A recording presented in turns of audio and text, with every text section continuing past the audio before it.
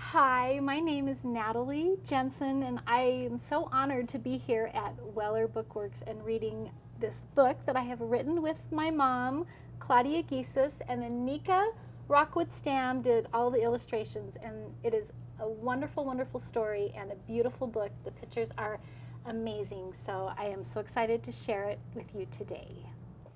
Okay. Granny Rattlecake sat on her chair at the bakery, thinking about the rattle dance party she would be hosting later that night for Halloween. Something special was going to happen. Granny Rattlecakes could feel it in her bones, but what would it be? Would everyone come? Would she make a new friend? While the children were out trick-or-treating, the neighborhood skeletons waited patiently for Granny's rattle dance. The skeletons had been hanging around all month, eager to party. Just hanging around and just hanging.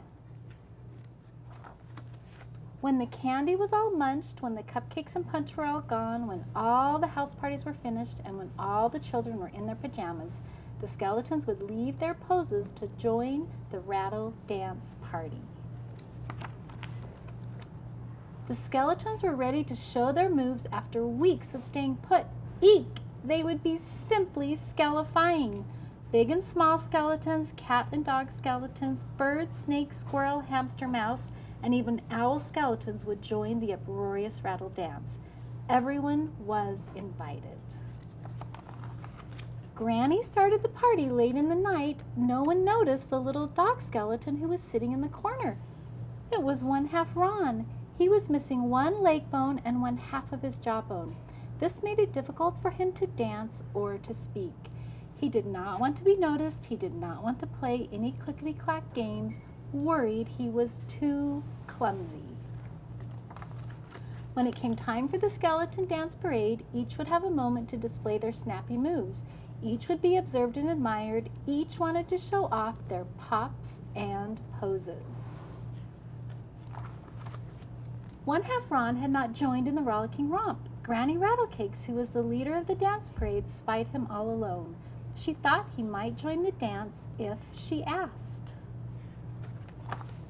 She clattered over to him and said, "Hey, my friend, you are not dancing."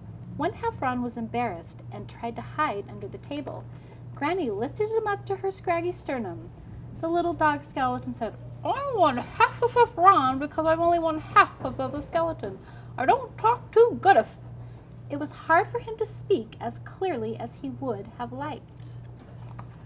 She understood him. She gave him a big arm-bone hug, and then she balanced him on her shoulder right between her scapula and her clavicle. She had good bones. Her silhouette swelled with happiness. High on her shoulder, one half Ron could see everything and feel all the rhythm and rattle of the music. Granny Rattlecakes and one half Ron joined in with the carefree dance. They all creaked and cracked together. The music and dancing continued all night as they danced round and round. Everyone was included. Everyone clicked. They were all connected. The scrawny skeletons danced till the moonlight faded and the morning sun was approaching. It was time for them to return to their places. "Tickle, tackle," they shouted as they jumped, popped, and frolicked their way back. "I'm bone tired," said one as he collapsed in his usual place. "Help! I popped a socket. Too much dancing. I am back to hanging. I do not have a leg to stand on," said another. Granny Rattlecakes asked one half Ron, "Where do you live?" "Well," he said, "I really don't belong anywhere." With that statement, Granny again picked him up and said, "Oh, yes, you do. It's right here with me." One half Ron gave her a one half of a kiss to seal their arrangement and wagged his bony tail. This gesture tickled Granny's funny bone. One half Ron had a home, and they knew it. Things would never be the same. They could feel it in their bones. They became bona fide, ossified companions. So thank you so much for listening to this wonderful story.